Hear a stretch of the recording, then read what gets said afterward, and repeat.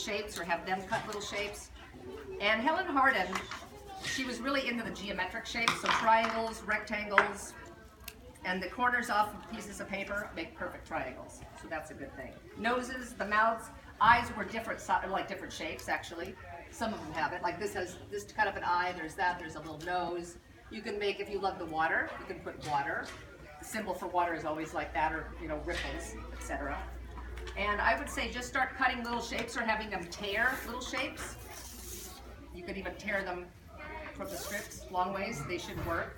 And if you want to just glue little sun rays on like that, that's fine too. All different sizes kind of work. Just make sure that when they glue them, they get the whole thing glued. Not like a ton of glue, but make them do little dots all the way to the end. That way you won't have them curling off the page. It's the only thing I notice with little kids in the gluing, is that they tend to not glue the whole thing. And again, you can put little pieces of, you can use those paper plates also for glue holders. You can put a little bit of glue in there and give a Q-tip. But the little ones, if you want to tear them, just make sure that they glue all the way to the edge. Otherwise, it'll curl back up off the paper. You'll have a bunch of little curly things. So to keep it on there. And that's what the little guys are going to do. They're just going to make a sun kachina, and it's going to be with sun rays. It can be a cat type of a face. It could be a Native American type face. It could be a stormy, rainy type face. It could be a sun with lightning strikes. You never know. Whatever you want to do. All different sizes and shapes of the little rays will work. You can kind of get a look of some of those. They don't necessarily have to have a theme, but they work. So that's what you're going to do for the little kids. And I would say probably, even for the kindergarten for sure have these probably already cut. I think that would be easiest because it's going to be hard to tear a circle. But for the first and second grades, you can even do it too for them. Whatever's easier for you, whatever makes it simple. I will not be pre-cutting circles. You guys can do it on your own. Add more little things to there. I'm not going to spend too much time doing that one. You can come back to it. Because the next one is a really cool one. Now, I don't have the right paper, so I'm just using this kind to give you an example. And basically what you're going to do, there's a whole bunch of these samples on your tables. You can look at those. You can look at, I've got samples up over there too. And there's two of, from a calendar, two of Helen Hardin's. All those kind of zigzaggy lines are very, very prominent in any kind of Native American tribe. They've got zigzags, we've got water symbols, we've got leaves. I will show you some examples of how to do those. And what you're going to do is just use your fine point and your fat marker to make a drawing. You're going to use your template.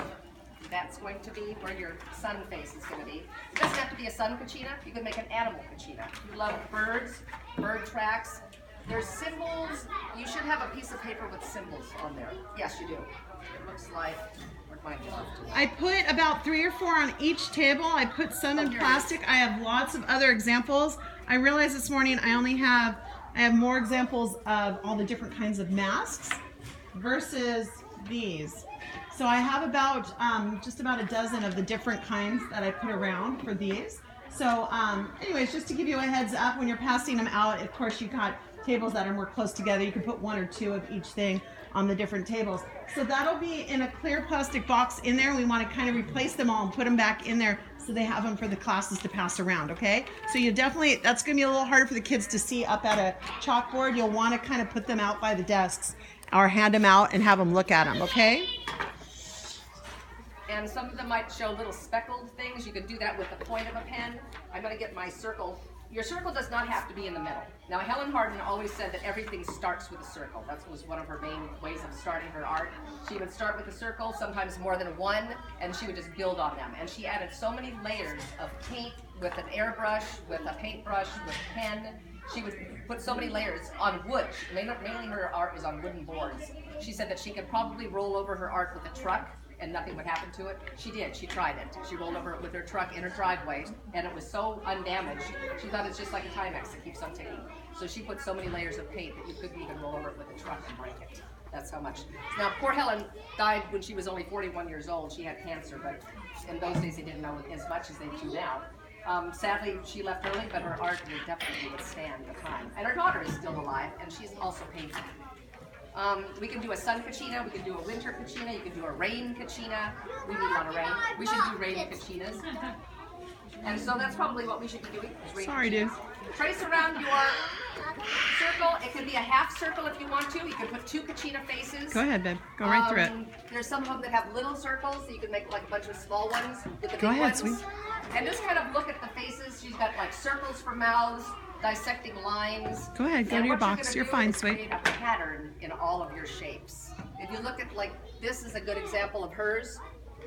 This is a good example too. You can see the little feathers on that little guy. You can see his little round mouth. Most of the time, her eyes were 2 different shapes, a triangle and a rectangle. But just so long as you get like all kinds of little zigzag things and get your patterns in there, it works great. Here's a good one too. That shows another little weird face. They can take like an idea from one of these. They don't have to copy it exactly, but if they see something that they like, some element, have them do it. They can be rounded edges. They can be pointy, like an arrow. So I'm going to start with my little template and make a face. And I'm going to go a little bit off to the side. Go ahead, sweetie. Go ahead, go to your box. Just trace around it. Have them do it with pencil. Just make sure that they hold their template really steady. And then have them not erase very much, because the erasing will cause holes in the paper. But so have them just very, very lightly with their pencil if they're going to do it. I didn't bring pencils, sorry. Yeah, and the pencil. That's a good idea, but they'll have pencils at their desk. Yeah, and they won't really need them. It's going to be done with the marker pretty much. Yeah, you're basically, just doing marker. Just the templates is what you'd have to trace around with a pencil. But if they're sure of it, have them do the circle with a marker. That's okay too. So you'll get your circle on there. Then rulers will be helpful, or they can use one of their pieces of paper as a straight edge. Whatever's easier for them. If they have a ruler, great. If not, not to worry. I have rulers in the cabinet. I'll put those in the box too, so if you guys want to pass out rulers. And then you can just kind of look and say, okay, I love birds. I'm going to do a bird kachina. So you can kind of go along with the feather idea. And the straight edge is just going to make sure you've got your little face, and then you're just going to build from that. Symbols, that's going to be a big thing. There's a few here. I will show them a lot more too. I've got big posters of them. Like lightning is 2 ways. It's either arrows going toward the ground, or it's the zigzag line. So that's a symbol for lightning. The cloud looks like this. So if they want to do it freehand, they can make like borders around this. Let's say, for example, put this up here so you can see.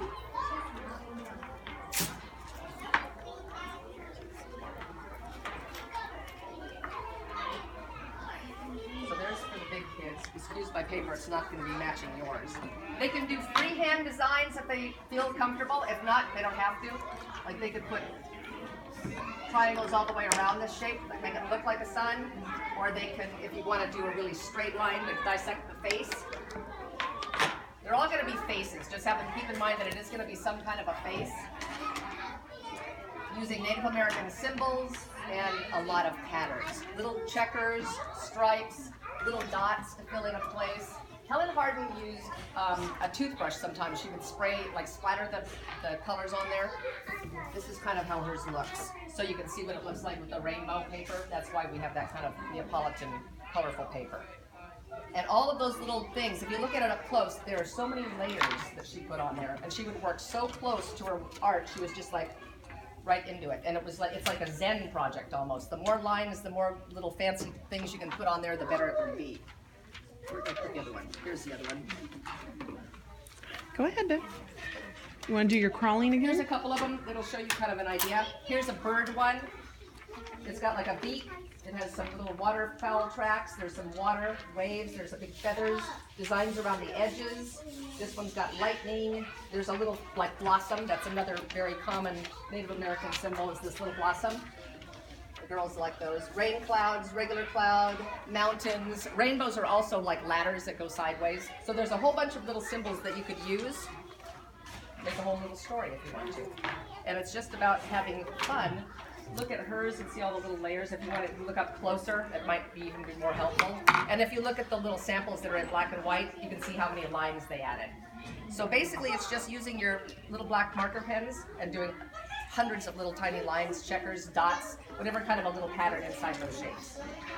And you can color in some solid ones. If they make a mistake, they can always color in their mistake, solid, and then it's all fixed. So that's kind of that idea. And